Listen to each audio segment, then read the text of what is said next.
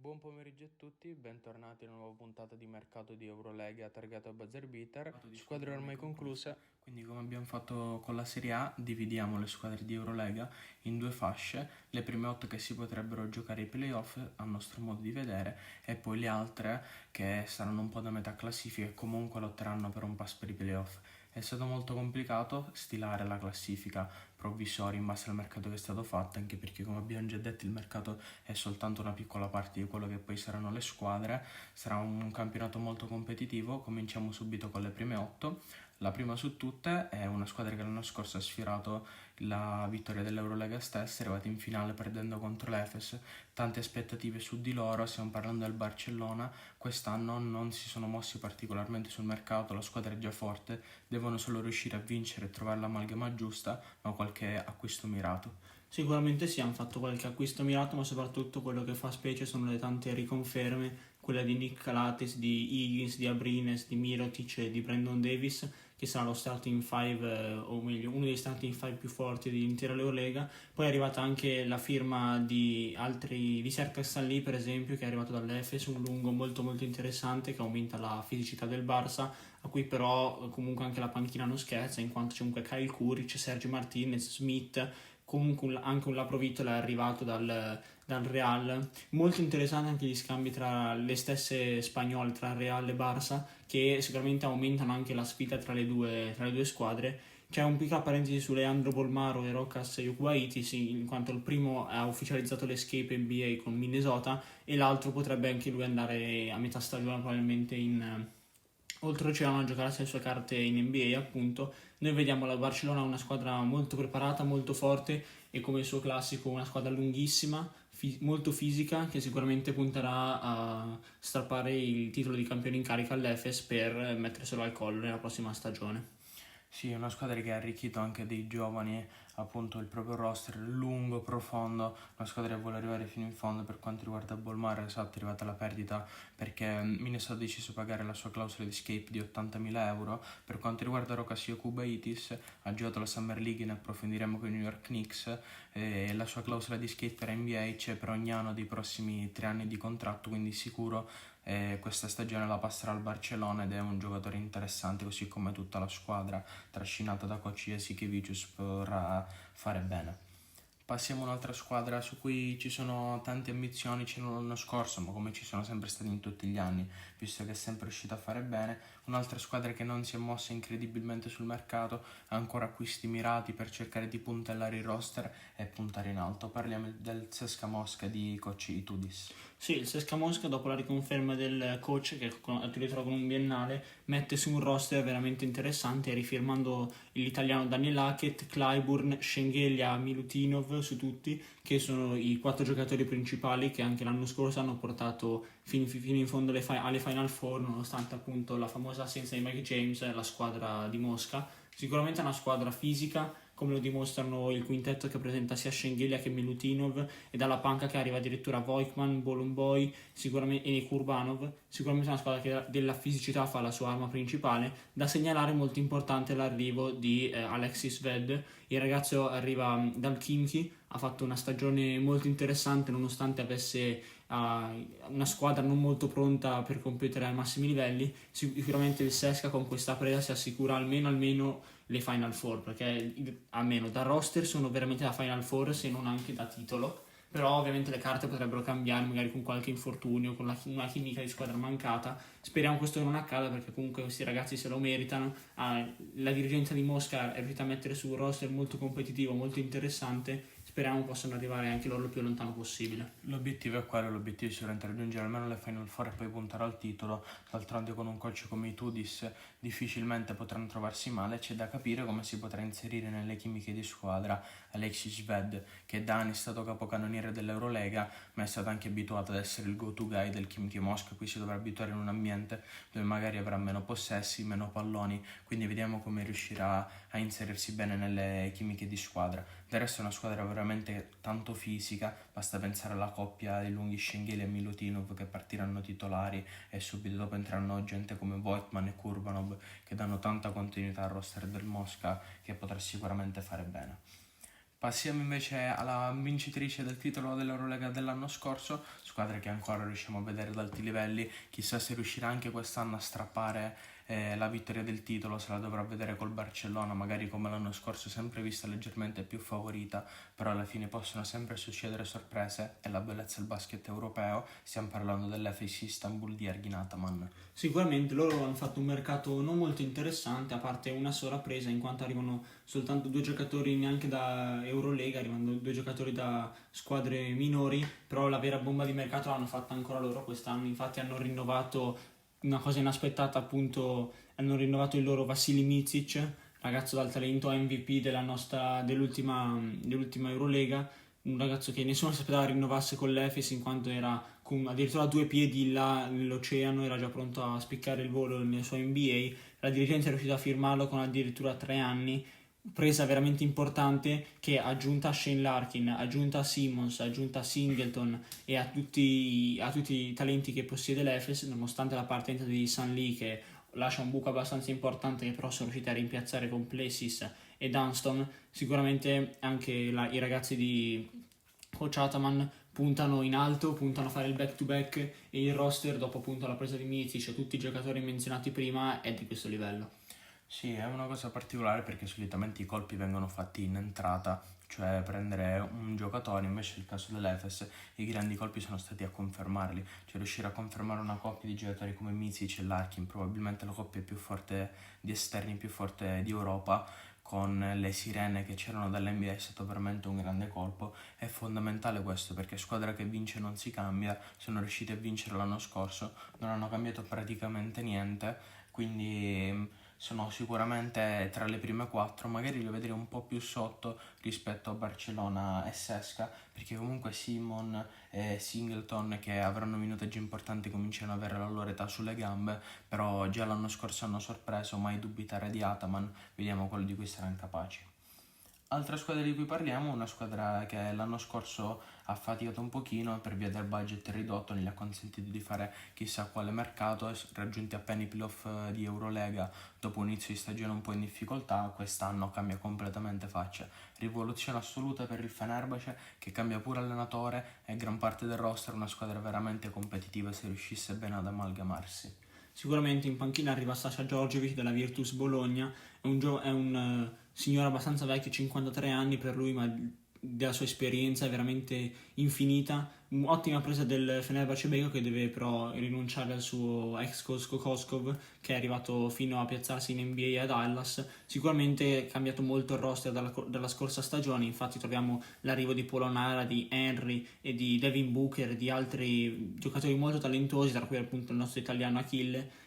Io la do come favorita al titolo perché hanno fatto un mercato spaziale, sono riusciti a riconfermare di Jean-Pierre, hanno perso, è vero, Lorenzo Brown e Ulanovas, però sono arrivati firme di tutto livello, nonostante appunto la perdita anche di Bobby Dixon, Aka Mohamed Ali e Kylo Quinn. Sicuramente è una squadra del tutto diversa dall'anno scorso, però con le stesse ambizioni, anzi a fare molto di più, e anche l'anno scorso hanno fatto comunque bene, non avendo un roster tanto competitivo come quello di quest'anno, sono riusciti a strappare comunque ottime posizioni anche in regular season.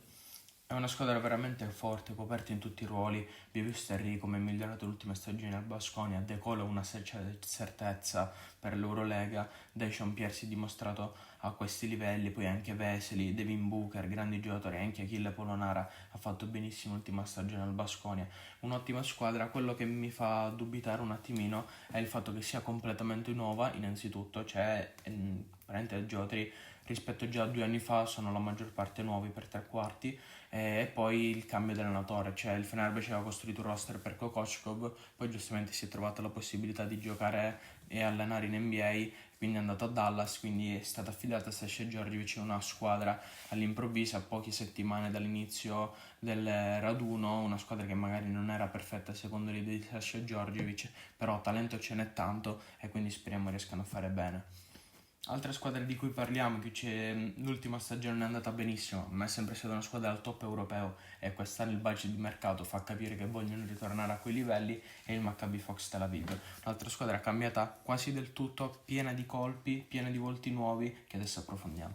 Sicuramente sì, io Maccabi la classifico come un po' la stile perché è riuscita a mettere a punto dei colpi molto interessanti partendo dalla shooting guard James Nunnally e arrivando al big man Jalen Reynolds che ha fatto quest'ultima appunto una stagione strabiliante in quel del Bayern Monaco. Sicuramente hanno messo a punto un roster molto interessante, troviamo ancora la rifirma di Wilbeck, indica lo Yauri di Zizic, accompagnata da quella di Bartolomeo e Taylor, sicuramente una firma molto interessante, vedremo cosa potrà fare anche il loro coach Sfairopoulos. Una presa molto, molto bella con questo mercato perché Maccabi è riuscita a mettere su una squadra competitiva pur mantenendo, a differenza del Fener, lo stesso zoccolo duro, come si suol dire, composto da Wilbekin, Zizic e gente di questo tipo. Potrebbe essere veramente una scoperta quest'anno che magari passa da diverse stagioni un po' nei bassi fondi della classifica, cioè neanche tanto, magari a rumare l'ottava posizione ai playoff, a una squadra che passa a competere anche per la quinta, quarta posizione, quasi da Final Four questo Maccabi.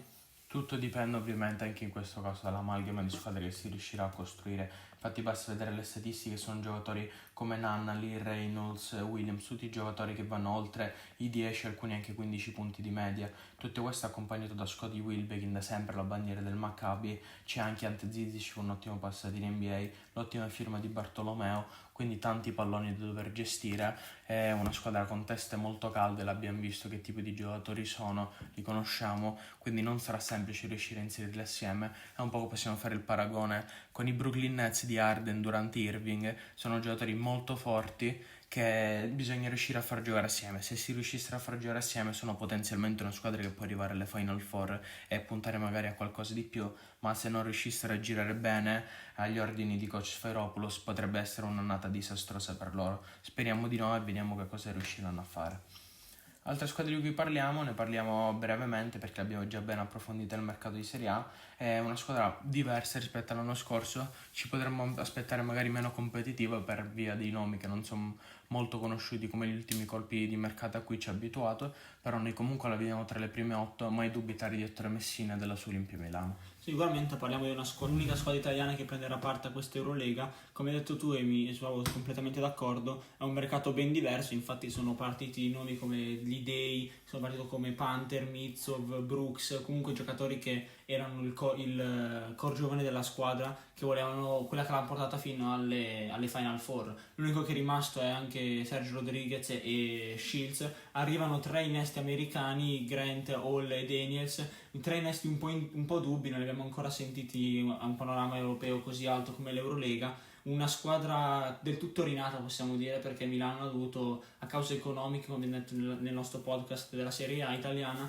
si è trovata a fare un mercato abbastanza low budget a livello economico ma non di talento, perché comunque Messina, Stravopoulos, l'abbiamo visto nel caso di Jeremy Evans, è arrivato a metà stagione e riescono sempre a mettere insieme giocatori che si completano e vanno a completare un roster già molto interessante. Sicuramente questa Olimpia è da seguire non solo perché è l'unica italiana, ma perché ha messo a segno un mix di giovani e un mix di veterani come Kyle Hines e Sergio Rodriguez, che speriamo porterà la squadra dei Mereghini il più lontano possibile. Sì, assolutamente, come ho già detto quando ne parlavamo in Serie A, sono nomi come Devon Hall, come Grant, come Daniels, che non sono top nomi in Europa, però sono giocatori che hanno dato il suo nei campionati minori europei, 14 punti ad esempio di Daniels, 15 di Devon Hall, non sono malissimo. Certo, non sono mai stati abituati a palcoscenici come l'Eurolega, però il GM Sfairopoulos assieme a Ettore Messina sicuramente conosceranno bene ciò che hanno preso, magari potranno rivelarsi le sorprese del prossimo anno, per quanto non nomi di altissimo livello. Passiamo a un'altra squadra che invece di sorprese, di giocatori che poi esplodono ne sforna, direi a bizzeffe, una squadra che quest'anno invece ha fatto anche un mercato per puntare anche a qualcosina di più rispetto alle sorprese, ma raggiungere magari i playoff di Eurolega e qualcosina di più. Stiamo parlando del Baskonia. Baskonia che si trova a dover dar via una delle coppie più interessanti e più futuribili della stagione dell'anno scorsa, ovvero Achille Polonara con Pierre Henry, che però viene prontamente rimpiazzata da comunque un americano, ovvero Wade Baldwin dal Bayern Monaco, e l'italiano Simone Fontecchio. L'abbiamo sempre detto, continuiamo a dirlo, Baskonia è una rampa di lancio per giovani talenti, mette a punto un roster molto interessante la squadra basca, sicuramente arrivano giocatori appunto del calibro di Baldwin, Kurucs e di anche Tremo Peters, Costello, comunque giocatori molto interessanti, accompagnati anche dalla interessante firma di Jason Granger, che è stato soffiato alla squadra meneghina di Ettore Messina. Vedremo un po' come potrebbero piazzarsi. Molto interessante Simone Fontecchio, seguiremo questa squadra perché Simone ci ha abituato a prestazioni veramente spaziali, soprattutto alle Olimpiadi. È una squadra da seguire, non tanto magari perché possa puntare al titolo, ma perché è una vera e propria fucina di esplosione di talenti. Qua arrivano i migliori talenti, vediamo il caso di Achille, di Pierre Henry, molto più noto quello di Achille, che è arrivato da Sassari dove era già buono e è riuscito a strappare contratto addirittura col Fenerbahce Beko. Un'altra cosa che fa bene a Baskonia, fa fama, è quello che appunto hanno anche lanciato Luca Vildoza ai New York Knicks in NBA, quindi è proprio una rampa di lancio. Magari non compete per il titolo, ma io da playoff la vedo come rampa di lancio, come fucina di talenti. Sì, esatto, sono d'accordo con te, Vildosa, ma anche Mike James qualche anno fa è passato pure lui dal Baskonia, una squadra che riesce proprio a sfornare questi talenti, giocatori non sono conosciuti del panorama europeo, arrivano al Baskonia e grazie al coach Duško Ivanović riescono sempre a sorprendere. Ci farà piacere un sacco vedere Fontecchio, l'abbiamo visto l'esplosione del talento che ha avuto questo ragazzo alle Olimpiadi, è stato trascinatore assoluto, si è parlato addirittura di NBA, quindi piazza perfetta direi per il Baskonia, ottima scelta. Un ottimo rimpiazzo direi per Polonara, stessa cosa per Baldwin, che secondo me anche alza un po' il livello del Baskonia stesso. L'anno scorso l'abbiamo visto al Bayern Monaco trascinare la squadra dei playoff, quindi una squadra interessante, come hai detto tu, magari non riuscirà a raggiungere le Final Four, però è una squadra che ci potrà sorprendere. Ultima squadra di cui parliamo oggi in questa prima fascia, è una squadra che ha faticato quest'anno, roster ridotto, tanti giocatori persi a metà stagione perché sono andati in NBA, però è una squadra che è sempre stata al top e che ci vuole assolutamente tornare. Parliamo del Real Madrid. Certo, continuiamo a parlare dell'altra asse spagnola, anche lei protagonista di molti scambi con il Barcellona. Su tutti arriva il ragazzo Adam Anga e arriva anche Thomas Huertel, giocatori molto interessanti. Il coach Pablo Raso ormai riconfermato è riuscito a mettere a punto insieme alla dirigenza un roster veramente interessante, partendo da Abalde, Fernandez, ormai veterano, e anche Anthony Randolph, e assicurandosi la riconferma del big man Walter Tavares, che viene però sostituito anche da Vincent Poirier e Trey Thompson, quindi comunque 3 giocatori giostrati anche da big man, da ala grande, veramente spaziali, veramente forti. Ragazzi, questo Real Madrid è quasi da playoff, anzi sicuro da playoff se non da titolo, perché magari complici l'anno scorso, come hai detto tu, le tante partenze in NBA, se quest'anno dovessero rimanere integri da un punto di vista fisico, da un punto di vista contrattuale riguardo all'escape in NBA, che però a nostra informazione non ce ne sono, potrebbero veramente soffiare il titolo magari a un Efes un po' più stanco, a un Barcellona, anche se la stanchezza non è il loro nemico perché è una squadra lunghissima. Sicuramente il Real torna nella sua piazza fondamentale dove era, possiamo dire, la regina ai tempi di Luka Doncic. Quest'anno lo farà appunto con Huerter in cabina di regia, con Walter Tavares sotto le planche, una squadra molto interessante agli ordini di Pablo Laso, dove appunto ha fatto anche spiccare il nostro talento Matteo Spagnolo l'anno scorso. Potrà veramente fare bene questo Real. L'anno scorso sono stati sfortunati perché hanno perso Campazzo inizio stagione, poi anche Gabriel Deck se n'è andato via proprio nella parte più importante. Quest'estate Garuba è andato agli Houston Rockets, è stato draftato, quindi tanti giocatori persi, ma questo significa che è una squadra che riesce a arricchirsi di tanti giocatori che poi fanno il grande salto di qualità. Però non dimentichiamoci giocatori come Yul, giocatori come Caser che ricordiamo già negli scorsi anni, Fernandez, Randolph, che compongono la squadra storica del Real Madrid, Walter Tavares assieme a Poirier, ma anche il giovanissimo Vukcevic, danno tanta fisicità a questo Barcellona, mischiata tra giocatori di talento, giocatori sempre stati al Barcellona, ma anche altri come Ortel che arricchiscono la squadra e la faranno diventare probabilmente una delle contendenti alle Final Four almeno. Terminiamo dunque qui la nostra puntata riguardo le prime 8 possibili squadre che si giocheranno i playoff di Eurolega. Nella prossima parleremo delle restanti che cercheranno anche loro di ottenere il pass per l'off season, visto la competitività e il livello che c'è l'anno prossimo di Eurolega. Ne parleremo settimana prossima, ma i nostri appuntamenti non finiscono qui. Non finiscono qui, seguiteci su Instagram dove postiamo live, curiosità, aneddoti e notizie su tutto il mondo della palla a spicchi. Invece se volete divertirvi un po', passate anche al nostro account TikTok.